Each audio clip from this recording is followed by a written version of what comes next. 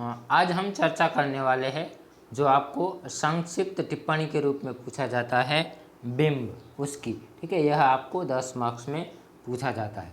तो देखिए, बिंब की परिभाषा, प्रकार एवं महत्व को समझाइए।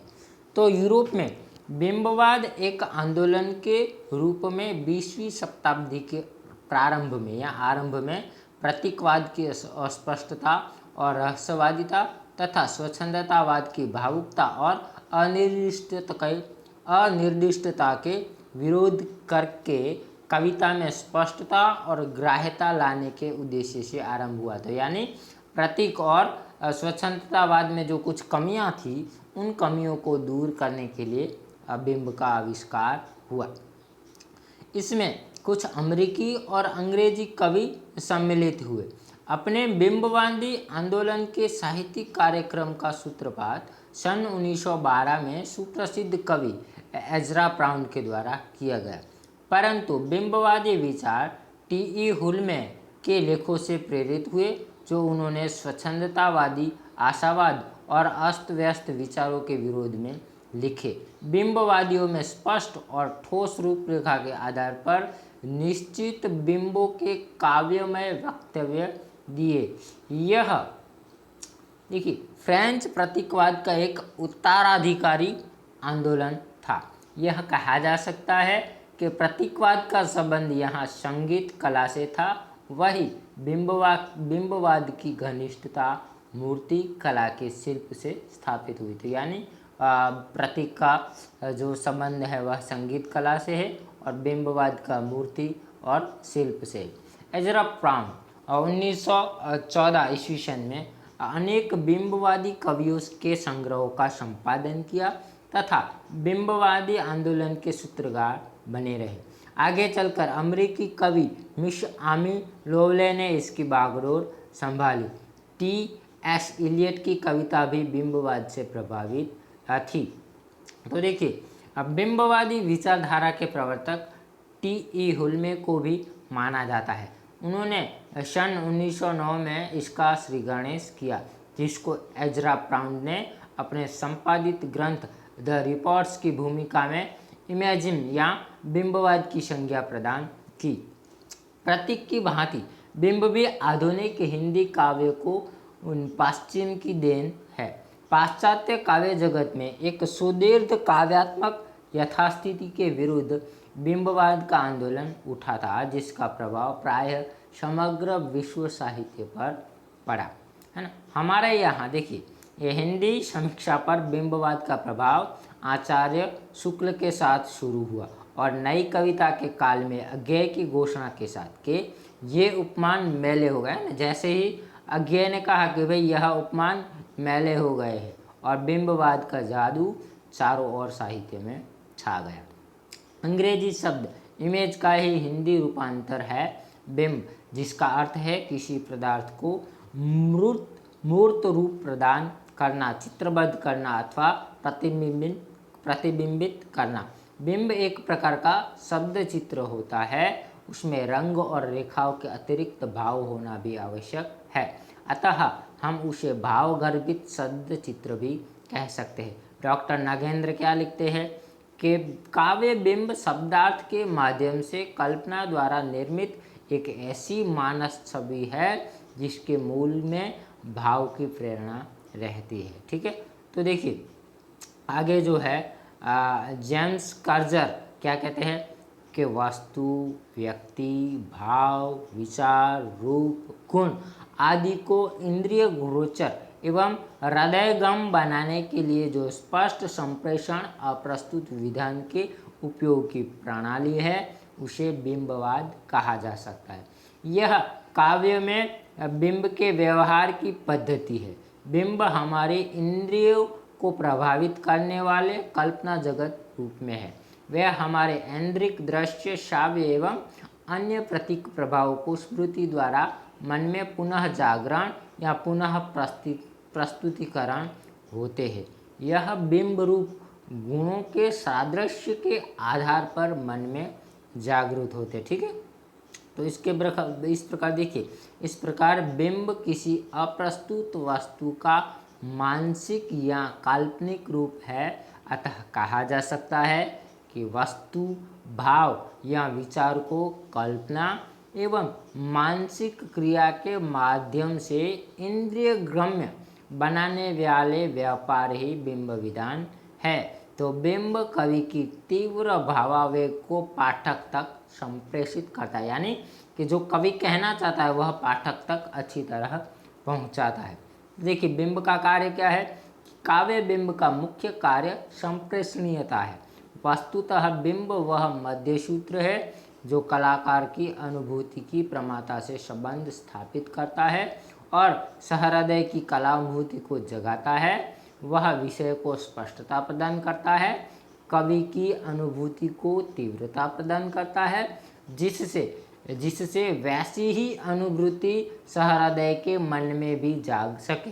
जैसे कि निम्नलिखित काव्य पंक्तियों में कैकेयी के क्रूरकृत्य की भर्त्सना करते हुए उसके प्रति घृणा के भाव को तीव्र करने के लिए भरत कहते हैं, क्या कहते हैं, बर मांगत मन भई न पीरा, गरे न जीह मुँह परे न कीरा।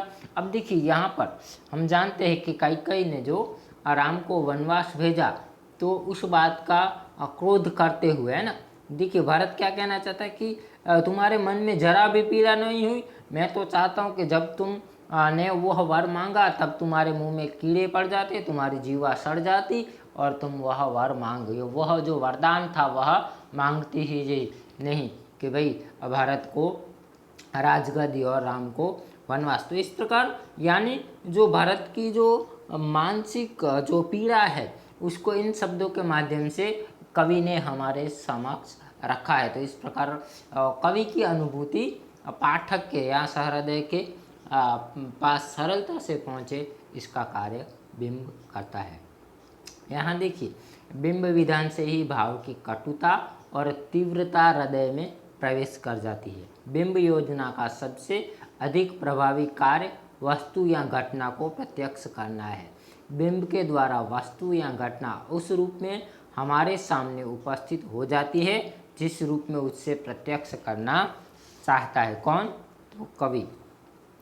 इस प्रकार देखिए कि बिंब विधान का मूल कार्य वस्तु, भाव, विचार को इंद्रिय गम्य बनाने के साथ साथ अप्रस्तुत व्यक्ति, रूप या घटना को प्रत्यक्ष करना भी होता है। इसके अतिरिक्त देखिए क्या क्या करता है बिंब, तो काव्य को स्पष्ट करता है, भाव्य संप्रेषण में सहयोग देता है, भाव को उत्तेजित करता है, वस्तु या घटना को वर्तमान के में प्रत्यक्ष करता है, सौंदर्य और रूप को आकार देकर हृदय गम्य करना भी होता है। तो देखिए यह उसका कार्य हुआ।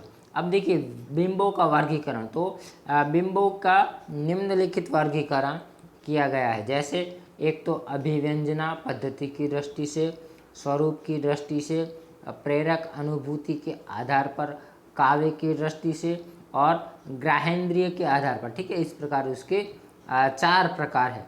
तो उपरोक्त जो 4 प्रकार है उसमें भी जो चौथा प्रकार है ना, उपरोक्त आधारों में से ग्राहेंद्रिय के जो आधार पर बिंब के 5 होते हैं। इंद्रियों के आधार पर देखिए चाक्षुक देखना, श्रोत सुनना, स्पर्श करना, धृतव्य सुनना और रस्य तो उसका रस ग्रहण करना। तो यहाँ पर देखिए कि अलग अलग रूप में, तो आप कहेंगे कि भाई यह जो है श्रव्य स्रोत है ना, तो देखिए वह जो बिंब होता है, देखिए जैसे कि जम जम जम जम मेघ बरसत है सावन के, छम छम छम छम गिरती बूंदे तरुओं से छनके। तो यहाँ पर जो है जम जम या छम छम, तो वह जो हम काव्य पंक्तियाँ सुनती है तो हमारे कान के ऊपर जो है उसका प्रभाव पड़ता है। तो चाक्षुक देखिए, तो वहाँ व्योम से उतर रही चुपचाप छिपी निज छाया छवि में आप, सुनहला फैला केश कलाप, मधुर मंथन मृदु मौन। तो यहाँ पर देखिए कि इस प्रकार वह जो दृश्य है वह हमारे आँखों के सामने खड़ा हो जाता है। तो इस प्रकार इसके अलग अलग प्रकार है। कभी कभी ऐसा बिंब भी निर्मित किया जाता है जो एकाधिक इंद्रिय का विषय होता है। ऐसे बिंबों को संयुक्त बिंब कहते हैं कि उसमें एक से ज़्यादा इंद्रियों का प्रयोग होता है। बिंब निर्माण के लिए कवि विभिन्न स्रोतों, मानव प्रकृति, मानवेतर प्रकृति, पौराणिक गाथाओं और प्रसंगों, सामाजिक जीवन, धार्मिक वातावरण आदि से सामग्री एकत्र करता है और उनके द्वारा सजैव बिंब विधान कर अपने काव्य में कलात्मकता एवं प्रभावशील बनाता है। तो इस प्रकार विभिन्न क्षेत्रों से वह अपने अनुभव ग्रहण करता है। तो देखिए अब बात आती है बिंब कैसे होने चाहिए। तो अब बिंबों के प्रयोग में कवि को चाहिए कि वह केवल उन पदार्थों को उपमान के रूप में प्रयुक्त करे जो सामान्य जनता की चेतना में भली भांति रम गए। हाँ, उसे नई भाव सामग्री के साथ भी बिंब विधान करना चाहिए, जिसे पारंपरिक घिसे पीटे उपमानों के स्थान पर पाठकों को कुछ नया मिले, किंतु केवल चमत्कार के लिए, चमत्कार पैदा करने के लिए नहीं। तो यानी लोगों के अनुभव के आधार पर कि वह सरलता से ग्रहण कर सके। बिंब का दूसरा महत्वपूर्ण गुण है विषयानुकूल। जब तक बिंब विषय के अनुकूल नहीं होगा, पाठक पर अभीष्ट प्रभाव नहीं डाल सकता। अतः बिंब और विषय में आवश्यक संगति होना चाहिए, है ना। तो विषय के अनुकूल होना चाहिए। फिर बिंब के लिए ताजगी, सघनता तथा पाठक में वैसी ही अनुभूति जगाने की शक्ति जैसी कवि की थी आवश्यक होना चाहिए, है ना। तो इस प्रकार देखिए उसमें ताजगी, सघनता और पाठक में वह शक्ति जगाने वाले बिंब होने चाहिए। बिंब सहज एवं स्वाभाविक भाषा में अभिव्यक्त किए गए हो, अर्थात कवि की भाषा प्रौढ़ प्रांजल होनी चाहिए और वह शब्द चयन में कुशल होना चाहिए। जो बिंब केवल अलंकरण के लिए प्रयुक्त होते हैं, जैसा कि प्रसिद्ध आलोचक लेविस क्या कहते हैं कि देखिए कि जैसे चेरी के फलों के द्वारा केक की शोभा बढ़ती है, किंतु वस्तु स्थिति यह है कि जो बिंब केवल बाह्य सजावट के लिए, अलंकरण के लिए प्रयुक्त होते हैं, वह काव्य को निष्पार और नीरस बनाते थे। इसलिए ये देखिए क्या more decoration like cherries tastefully arrange on cake, यानी कि वह उसमें ज़्यादा नहीं होना चाहिए, बस उसकी सजावट में ज़्यादा महत्वपूर्ण है। अगर आप बहुत सारी चेरी डाल देंगे तो फिर वह आपको केक अच्छा दिखेगा नहीं, है ना। तो इस प्रकार वस्तु स्थिति के अनुसार होना चाहिए।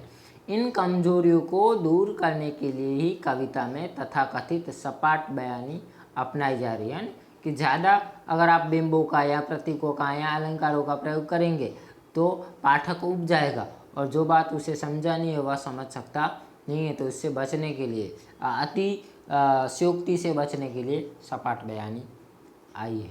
तो देखिए काव्य में बिंबों का महत्व क्या है। तो काव्य में बिंब की महत्ता को लेकर अनेक विद्वानों ने अपने अपने अभिप्राय दिए। जैसे ड्राइडन लिखते हैं कि imagine is itself the very high and life of poetry, यानी कि वह हमारी शक्ति को और काव्य को जिंदगी में अच्छा बनाने के लिए होना चाहिए। हर्बर्ट रीड कवि की प्रतिभा की कसौटी ही उसके बिंबों की शक्तिमत्ता एवं मौलिकता और प्रभावशीलता है। तो इस प्रकार देखिए कि पाश्चात्य जो आलोचक लेविस ने उसे काव्य का अपरिवर्तनीय तत्व एवं प्राण तत्व कहा है। तो हिंदी में केदारनाथ सिंह ने घोषणा के रूप में कहना पड़ा कि कविता में मैं सबसे अधिक ध्यान देता हूँ बिंब विधान पर। बिंब विधान का संबंध जितना काव्य की विषय वस्तु को उतना ही उसके रूप से भी है। विषय को वह मूर्त और ग्राह्य बनाता है। तो देखिए इस प्रकार डॉक्टर नामवर सिंह क्या कि प्राचीन काव्य में जो स्थान चरित्र का था, आज ही कविता में वही स्थान बिंब अथवा इमेज का है। तो काव्य में बिंब की महत्ता विषयक उपयुक्त उदाहरणों का सार यही है कि आज बिंब विधान को काव्य का अलंकरण मात्र नहीं परंतु अनिवार्य तत्व समझा जाता है, क्योंकि जब सामान्य भाषा कवि के भाव को संप्रेषित करने में असमर्थ रहती है तब उसे बिंबों का आश्रय लेना पड़ता है। तो यानी कि कुछ बातें ऐसी होती है जिनको बताने के लिए बिंबों का प्रयोग किया जा सकता है। तो इस प्रकार यहाँ पर जो हम बिंब की चर्चा है वह समाप्त करते हैं।